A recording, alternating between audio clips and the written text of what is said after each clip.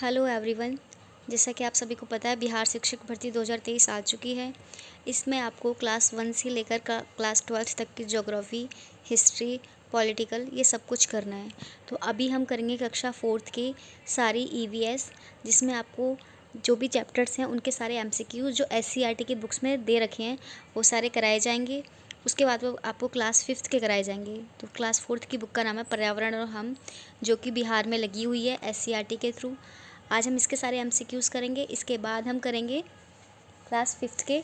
एक ही वीडियो में सारे ख़त्म हो जाएंगे। ज़्यादा मुश्किल नहीं है, बहुत इजी है, लेकिन एक बार रीड आउट होना बहुत ज़रूरी है, जिससे आपको पता चल जाएगा कि चैप्टर्स में क्या दे रखा है और आपको कितना पढ़ना है।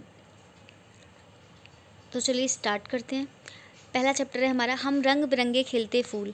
आपने अगर बुक पढ़ी है तो आपको पता होगा, उसका फर्स्ट चैप्टर का नाम यही है, हम रंग बिरंगे खिलते फूल। चलिए स्टार्ट करते हैं बिना देरी किए। निम्नलिखित में से कौन सा एक फूल है? गुलाब, घर, कद्दू, भिंडी। ओवैसी है गुलाब। गुलाब किस रंग का होता है? पीला, लाल, उजरा। तो ये ऑल कलर का होता है। अगर इसमें गुलाबी भी होता तो वो भी होता। इंद्रधनुष में कितने रंग होते हैं? 7। इनमें से कौन सा दिल में खिलने वाला फूल है? यानी आपको ये भी पता होना चाहिए कि दिन में और रात में कौन कौन से फूल खिलते हैं। गेंदा जो दिन में खुलता है, इसका मतलब आपको गेंदा तो सभी को पता था। इस क्वेश्चन से आपको ये पता चला है कि कौन से फूल हैं जो दिन में नहीं खिलते हैं। जूही, उड़हल और चंपा ये रात में खिलते हैं। इनमें से कौन सा रात में खिलने वाला फूल है? गेंदा, रात रानी, कमल, केमलनी। सबको पता है रात रानी है जो रात में खिलता है। इसका मतलब है कि जो केम मलिनी, जो एक नया फ्लावर आपने सुना है, ये दिन में खिलता है। ये आपको कंफर्म हो गया है। सर्दी में खिलने वाला फूल है। सर्दी में कौन सा फूल खिलता है? गेंदा, चंपा, गुलाब, पैंसी। तो आपने देखा होगा गेंदा और गुलाब तो 12 मंथ्स ही खिलने वाले फूल हैं, तो इसका आएगा पैंसी। और चंपा कैसा है? जो रात को खिलता है। गर्मी से खिलने वाला फूल है सूरजमुखी, क्योंकि बाकी सारे तो फूल है ही नहीं। और जो पैंसी है वो कब खुलता है? रात में खुलता है, सॉरी सर्दियों में खुलता है। बरसात के मौसम में खिलने वाला पुष्प है रेन लिली, चंपा, सूरजमुखी, चमेली। तो सूरजमुखी अभी आपने ऊपर पढ़ा है, ये गर्मियों में खिलता है। चंपा रात में खुलता है। चमेली दिन में खुलता है। तो बचा कौन सा? Rain lily. तो रेन लिली क्या है? बरसात के मौसम में खिलने वाला फूल। फूलों का उपयोग क्या बनाने में किया जाता है? इत्र, सब्जी, माला, 1 और 3 दोनों। तो आपको पता होगा कि जो फूलों का उपयोग है वो किस में किया जाता है? इत्र बनाने में भी किया जाता है और माला बनाने में भी किया जाता है। नेक्स्ट है हमारा, वह पुष्प जिसको बिना देखे भी सुगंध से पहचाना जा सकता है। तो रात रानी एक ऐसा फूल है जिसे बिना देखे हुए सुगंध से ही पहचाना जा सकता है। वैसे तो काफ़ी फूल हैं, जैसे गुलाब आप आंखें बंद करो और स्मेल करो तो आ जाएगा, लेकिन आपको ऑप्शन के थ्रू चलना है। ओके, नेक्स्ट चैप्टर है हमारा चैप्टर नंबर 2, कोई देता अंडे कोई देता बच्चे। ये हमारा चैप्टर नंबर 2 है, आ चुका है। फर्स्ट चैप्टर ख़त्म हो गया है। उसमें सिर्फ आपको फूलों के बारे में बताया गया है, कौन से फूल हैं जो दिन में खिलते हैं, कौन से फूल हैं जो रात में खिलते हैं, कौन से फूल हैं जिनकी खुशबू से हम पहचान सकते हैं, और कौन से फूल हैं जिनसे हम कुछ बना सकते हैं। तो आपको यही सारी चीज़ें इसमें क्या करनी है? पढ़नी है। अब नेक्स्ट चैप्टर हमारा, कोई देता अंडे कोई देता बच्चे। इसका मतलब है आपको ये पता होना चाहिए कौन कौन से एनिमल्स अंडे देते हैं और कौन कौन से एनिमल बच्चे देते हैं। निम्नलिखित में से कौन सा जीव अंडे देता है? बाघ, शेर, कुत्ता, छिपकली। छुपकली। बाकी सारे क्या हैं? बच्चे देते हैं, क्योंकि बाकी सारे क्या हैं? मैमल्स हैं। निम्नलिखित में से कौन सा जानवर बच्चे देता है? शेर, शेरनी, छिपकली, मुर्गी। तो देखो शेर कभी बच्चे नहीं देता। आप कंफ्यूज मत होना कि शेर शेर दोनों मैमल्स हैं। इसका ऑप्शन नंबर 2 होगा शेरनी। एक बार एक अंडा देने वाला जीव है, यानी एक बार में जो सिर्फ एक ही अंडा देता है। गिलमाट, कुत्ता, कबूतर, हाथी। कुत्ता और हाथी तो अंडे देते ही नहीं है। कबूतर एक नहीं देता, वो 3-4 देता है। तो ऑप्शन नंबर 1 इज़ करेक्ट, गिलमाट। आपको कई बार ऑप्शंस एलिमिनेट करके भी आप क्वेश्चन आंसर तक पहुंच सकते हो। गुरैया अपने बच्चे कहाँ देती है? घर में, नदी में, मंदिर में, घोंसले में। तो ओवैसी घोंसले में। एक बार में एक बच्चा देने वाला जानवर, अभी हमने पढ़ा था अंडा देने वाला, अब हम पढ़ रहे हैं बच्चा देने वाला। तो हाथी एक बार में एक ही बच्चा देता है। कौन सा जानवर एक बार में एक से अधिक बच्चे देता है? खरगोश। वैसे और भी देते हैं, लेकिन इन्होंने यहाँ पे ऑप्शन के हिसाब से पूछा हो, तो क्या आएगा? खरगोश। गाय के बच्चे को क्या कहा जाता है? ऑप्शन नंबर 3 इज राइट, बछड़ा। नेक्स्ट क्वेश्चन है, बकरी के बच्चे को क्या कहा जाता है? तो बकरी के बच्चे को हम मेमना कहते हैं। Option number 4 is right. Next chapter है हमारा चैप्टर नंबर 3, हड़बड़ में गड़बड़। यानी कि अगर आप जल्दी जल्दी करोगे तो क्या हो जाएगी? गड़बड़ हो जाएगी। आपने कछुए और खरगोश की कहानी भी सुनी होगी, ठीक है। खरगोश क्या करता है? हड़बड़ी करता है और बाद में रेस्ट करता है, और उसके साथ गड़बड़ हो जाती है क्योंकि वो हार जाता है। खरगोश को क्या खाना पसंद होता है? हरी घास, गाजर, दोनों इनमें से कोई नहीं, तो वो दोनों चीज़ें खाता है, गाजर भी और हरी घास भी। निम्नलिखित में से किस जानवर के कान बाहर दिखाई देते हैं? सांप, मुर्गी, मेंढक, खरगोश। जिसके कान बाहर होते हैं वो सारे जानवर क्या करते हैं? बच्चे को पैदा करते हैं, और जिसके कान अंदर होते हैं वो सारे क्या करते हैं? अंडे देते हैं। इस तरीके से भी आप क्या कर सकते हो? डिस्क्रिमिनेशन कर सकते हो, डिफ्रेंशिएट कर सकते हो। निम्नलिखित में से किस जानवर के कान बाहर नहीं होते हैं? तो सांप के नहीं होते हैं, बाकी सबके बाहर होते हैं, क्योंकि बाकी सब क्या करते हैं? बच्चों को पैदा करते हैं। निम्नलिखित में से किस जीव के पंख होते हैं? मोर, हाथी, गाय, कुत्ता। ओब्वियसली मोर। निम्नलिखित में से किस जीव को पालतू बनाया जा सकता है? गाय। लोमड़ी के कान कैसे होते हैं? बाहर की ओर, आप सभी ने देखा होगा। अंदर की ओर कान सिर्फ उनके होते हैं जो रैंकर चलते हैं या फिर जो अंडे देते हैं। ओके, हमारे 3 चैप्टर्स कंप्लीट हो चुके हैं। इससे शायद आपके पेपर में इतने ईजी क्वेश्चन ना आए, लेकिन इससे ये क्लियर हो गया कि आपको पढ़ना क्या क्या है। कि आपको ये पढ़ना है कौन से जानवर अंडे देते हैं, कौन से जानवर अंडे नहीं देते हैं, कौन से जानवर बच्चे देते हैं और कौन से जानवर बच्चे नहीं देते हैं। ये सारी चीज़ आपको इस चैप्टर में पढ़ के जानी है। नेक्स्ट है हमारा त्योहार और भोजन, चैप्टर नंबर 4, क्लास 4th की EVS से। मुसलमानों का प्रसिद्ध त्यौहार कौन सा है? Eid. Option number 4 is correct. हिंदियों का प्रमुख त्यौहार कौन सा है? दुर्गा पूजा।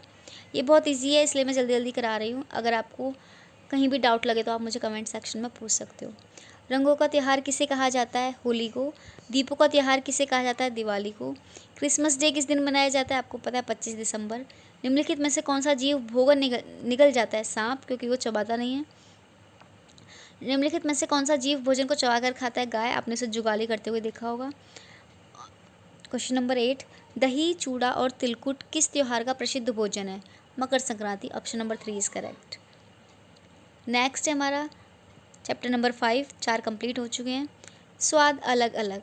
अब इसमें आपको क्या करना है कि टेस्ट के बारे में पता करना है। यही आपके मेन टॉपिक है। अब आप अपनी जीभ के सारे टेस्ट को पता करके जा सकते हो, कौन सी चीज़ खाने में आपको कैसी लगती है और कैसे पता चलता है। अब ये आपको थोड़ा एग्जाम लेवल से क्वेश्चन तैयार करने होंगे, ये इस बुक के हिसाब से है। जलेबी का स्वाद कैसा होता है? मीठा होता है। इमली स्वाद में कैसी होती है? खट्टी होती है। हमें वस्तुओं का स्वाद कैसे पता चलता है? चक्कर पता चलता है। काटने वाले दांत को क्या कहा जाता है? कृतंक कहा जाता है। और चबाने वाले दांत को क्या कहा जाता है? चवर्णक कहा जाता है। ये दोनों आपको याद रखने हैं, शायद काफ़ी बच्चों को ये चीज़ ना पता हो। दोबारा देख लेते हैं। काटने वाले दांतों को कृंतक और चबाने वाले दांतों को चवर्णक। सामान्य वयस्क में दांतों की संख्या कितनी होती है? 32। चखने के लिए किस अंग का उपयोग किया जाता है? जीभ का। चैप्टर 5 इज़ कंप्लीट, यानी हमारे 5 चैप्टर्स कंप्लीट हो चुके हैं कितनी जल्दी। नेक्स्ट है हमारा हरियाली और हम। वह पौधा जिससे तेल निकलता है वह है सरसों, क्योंकि यहाँ पे कोई और पौधा दिया नहीं हुआ।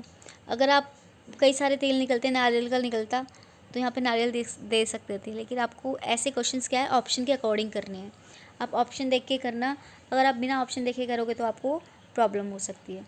नेक्स्ट हमारा औषधीय गुण वाला पौधा होता है आम, केला, सेब, तुलसी। ऑफकोर्स तुलसी। निम्नलिखित में से किस पौधे में कांटे होते हैं? आम, केला, अमरूद, गुलाब। निम्नलिखित में से कौन छायादार वृक्ष है? पीपल। निम्नलिखित में से किस पेड़ में सबसे ज़्यादा ऑक्सीजन मिलता है? पीपल। यहाँ पे पीपल के अलावा ये जो 3 हैं, इनकी जगह कुछ और भी लिखा होता तो भी आंसर हमेशा पीपल होता है, क्योंकि पीपल सबसे ज़्यादा ऑक्सीजन देता है। निम्नलिखित में से कौन अनाज है?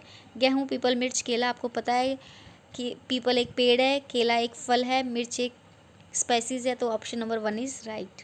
तो हमारे 6 लास्ट क्वेश्चन है हमारा 6 चैप्टर का।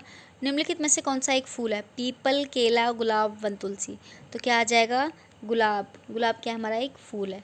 तो हमारे यहाँ पे 6 चैप्टर्स कंप्लीट हो चुके हैं। नेक्स्ट है हमारा 7 चैप्टर, जड़ों की जकड़। इसका मतलब आपको जड़ों के बारे में भी पढ़ के जाना है, और जड़ें कई टाइप की होती हैं, टैप रूट, ठीक है। तो ये सारी चीज़ें आपको अपने एग्ज़ाम लेवल से पढ़नी है, जो आपको 7th 8th में बहुत डीपली दिया हुआ है। इसमें सिर्फ आपको टॉपिक बताए हुए हैं। तो अगर उन्होंने बोला है एलिमेंट्री एजुकेशन तक, तो आपको जो जो टॉपिक्स उसमें दे रखे हैं उन टॉपिक्स को ग्रेजुएशन 12th लेवल तक एटलीस्ट अच्छे करके जाना है, क्योंकि किसी को नहीं पता एग्ज़ाम में क्या आएगा। टॉपिक्स आप यहाँ से देखिए और इनको डीपली स्टडी खुद से कीजिए। पौधों को बढ़ाने के लिए किसकी आवश्यकता होती है? पानी, खाद, दोनों इनमें से कोई नहीं। तो आपको पता है दोनों की, पानी की भी और खाद की भी। पेड़ की जड़ें कहाँ होती हैं? ज़मीन के ऊपर, ज़मीन के नीचे, दोनों इनमें से कोई नहीं।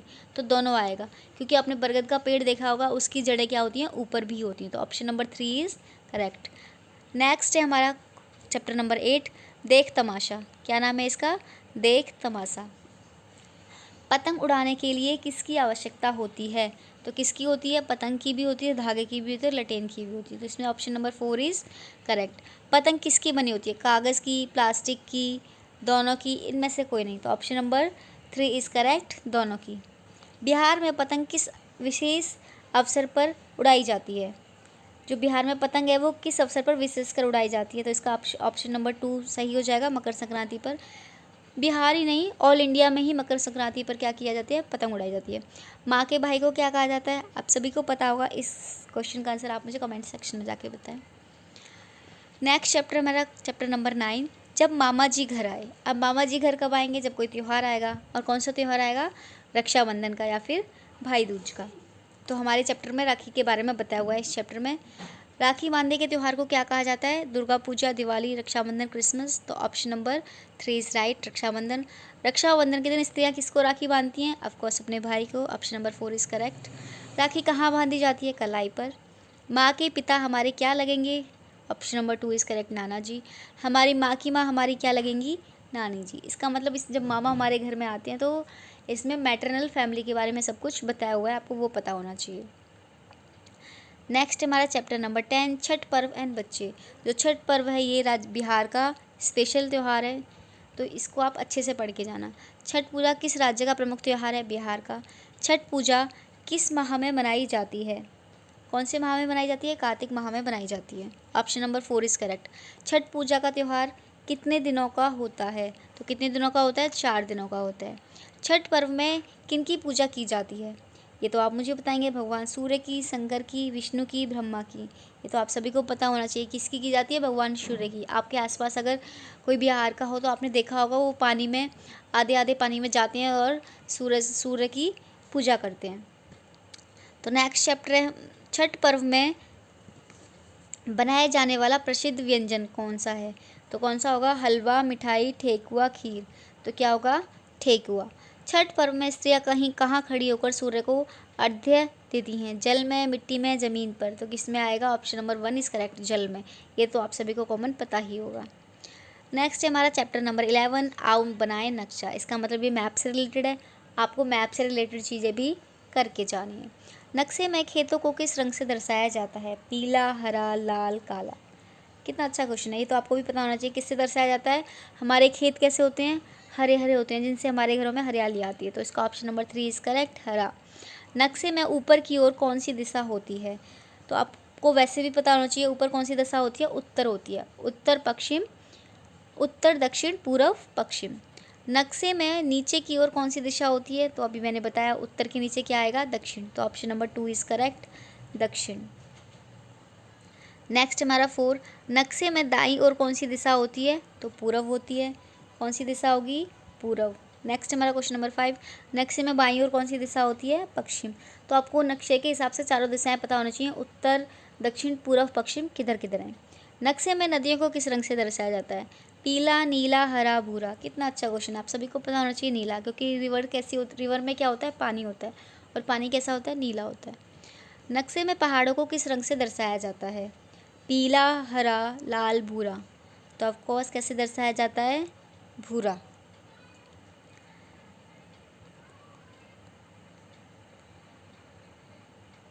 नेक्स्ट है हमारा चैप्टर नंबर 12, 11 कंप्लीट हो चुका है।